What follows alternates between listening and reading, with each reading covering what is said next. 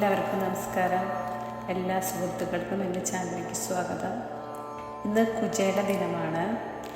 December 20-നാണ് കുചേല ദിനം വരുന്നത്. സുധാമാവിനെ സർവ്വ സൗഭാഗ്യങ്ങളും ഭഗവാൻ നൽകിയ ദിവസമാണ് കുചേല ദിനമായിട്ട് നമ്മൾ ആചരിക്കുന്നത്. ധനുമാസത്തിലെ ആദ്യത്തെ ബുധനാഴ്ചയാണ് കുചേല ദിനമായി ആചരിക്കുന്നത്. കുചേലന് സദ്ഗതി കിട്ടിയ ദിവസമാണ് കുചേല ദിനം.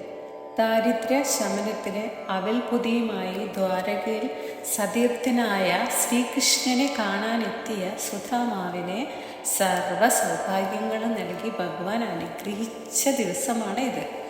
ധനുമാസത്തിലെ ആദ്യത്തെ ബുധനാഴ്ചയാണ് കുചേല ദിനമായി നമ്മൾ ആചരിക്കുന്നത്. അന്നേ ദിവസം ഗുരുവായൂരമ്പലത്തിൽ വഴിപാടുകൾ ചെയ്യുന്നതും പ്രാർത്ഥിക്കുന്നത് ഏറ്റവും ശ്രേഷ്ഠമാണ്. പ്രധാനപ്പെട്ട ശ്രീകൃഷ്ണ ക്ഷേത്രങ്ങളിൽ ഒന്നായ ഗുരുവായൂരിൽ കുചേല ദിവസം അവിൽ ദിനം എന്നും അറിയപ്പെടുന്നുണ്ട്. കുചേല ദിനം പ്രധാനമാണ് അവിടെ. ഈ ദിവസം അവിൽ നൽകുന്നത് ശുഭകരമാണെന്നാണ് വിശ്വാസം.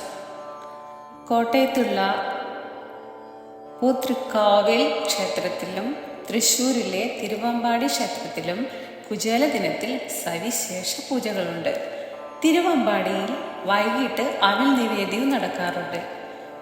കോട്ടയം കുറിച്ചിത്താനം പൂതൃക്കോവിൽ ക്ഷേത്രത്തിലെ പ്രതിഷ്ഠാ സങ്കല്പം കുചേലന് സദ്ഗതി നൽകാൻ അവിൽ വാരുന്ന ശ്രീകൃഷ്ണനാണ്. ഇവിടെ കുചേല ദിനം പ്രധാനമായിട്ടുള്ള ആഘോഷവുമാണ് കേട്ടോ.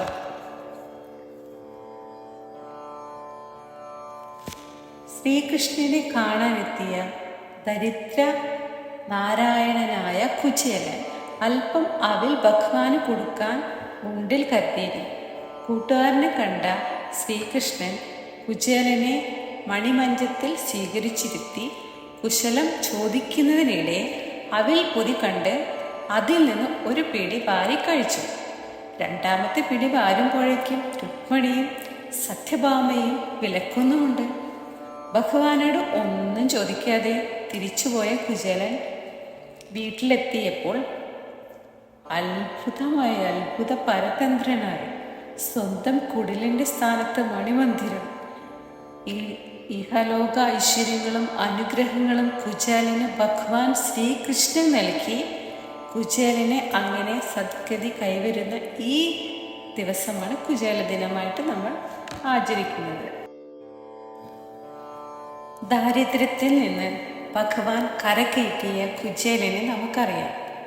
ബുദ്ധിമുട്ട് കാരണം ഭഗവാനെ കാണാൻ പോകുകയും എന്നാൽ ഭക്തി പാരവേശത്താൽ സഹായം ചോദിക്കാൻ മറന്നുപോയ കുചേലനെ നാം ഓർക്കണം. ഈശ്വര ചിന്തയിൽ മുഴുകുമ്പോൾ ലൗകിക സുഖങ്ങളും ഒപ്പം ദുഃഖങ്ങളും നമ്മിൽ നിന്ന് മാറി നിൽക്കും എന്നതിന് ഉത്തമമായ ഉദാഹരണമാണിത്. എന്നിരുന്നാലും ഒന്നും ചോദിക്കാതെ തന്നെ തൻ്റെ ഭക്തർക്ക് വേണ്ടത് ഭഗവാൻ കൊടുത്തിരിക്കുമെന്നതും വിശേഷാൽ പറയേണ്ട കാര്യമാണ്. കുചേല ദിനത്തിൽ ശ്രീകൃഷ്ണ ഭഗവാനെ പ്രാർത്ഥിക്കുന്നതും അമ്പലത്തിൽ പോണതും വഴിപാടുകൾ ചെയ്യുന്നതൊക്കെ വളരെ ഉത്തമമാണ്. കുചേല ദിനത്തിൽ കൃഷ്ണൻ്റെ അമ്പലത്തിൽ വിഷ്ണുവിൻ്റെ അമ്പലത്തിൽ അവിൽ നിവേദിക്കാവുന്നത് വളരെ ശ്രേഷ്ഠമാണ്. അവിൽ നിവേദിക്കുമ്പോൾ ഒരു വെള്ള തൂവാലയിൽ കിഴി കെട്ടി നിവേദിക്കുന്നതാണ് ഉത്തമം. അമ്പലത്തിൽ പോകുവാൻ കഴിയാത്തവർക്ക് വീട്ടിൽ അവിൽ കിഴി സമർപ്പിക്കാവുന്നതാണ് ഭഗവാന്. അവിൽ കിഴി ഉണ്ടാക്കുന്നത് അവിൽ, ശർക്കര, തേങ്ങ, ജീരകം, നെയ്യ്, കുറച്ച് ചുക്ക് എല്ലാം കൂടിയിട്ട് ഇളക്കി കിഴി കെട്ടി ഒരു പാത്രത്തിൽ വെച്ച് ഭഗവാന് അവിൽ കിഴി സമർപ്പിക്കാവുന്നതാണ്. ബുധനാഴ്ച രാവിലെ തന്നെ നിവേദിക്കണം. കുചേലൻ അതിരാവിലെയാണ് അവിൽ കിഴിയുമായി കൃഷ്ണനെ കാണാൻ പോയത്. ധനുമാസത്തിലെ 30 ദിവസവും ഭഗവാനെ നമ്മൾ പൂജിക്കുന്നത് അതിരാവിലെ തന്നെയാണ്. ഭഗവാന് അവിൽ നിവേദിക്കുന്നതിനോടൊപ്പം തുളസി പൂജയും ചെയ്യണം.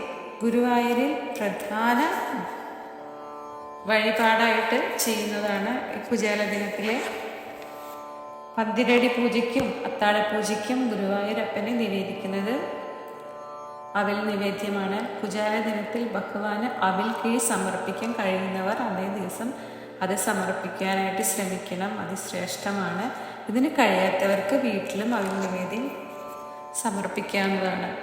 ഭഗവാൻ കൃഷ്ണനെയും കുചേലനെയും മനസ്സിൽ നന്നായിട്ട് വിചാരിച്ച് വഴിപാട് നടത്തുക. സാമ്പത്തികമായ ഐശ്വര്യവും സമ്പദ്സമൃദ്ധിയും എല്ലാം വന്നു ചേരുന്നതാണ്. കുടുംബത്തിൽ ഐശ്വര്യം ഉണ്ടാവും. എൻ്റെ വീഡിയോ ഇഷ്ടമായാൽ ലൈക്ക് ചെയ്യാനും സബ്സ്ക്രൈബ് ചെയ്യാനും സപ്പോർട്ട് ചെയ്യാനും മറക്കരുത്. എല്ലാവർക്കും കുചേല ദിനാശംസകൾ. എല്ലാവർക്കും ഭഗവാന്റെ അനുഗ്രഹം ഉണ്ടാവട്ടെ. എല്ലാവരുടെ ഭവനത്തിൽ ഐശ്വര്യം ഉണ്ടാവട്ടെ. നന്ദി, നമസ്കാരം.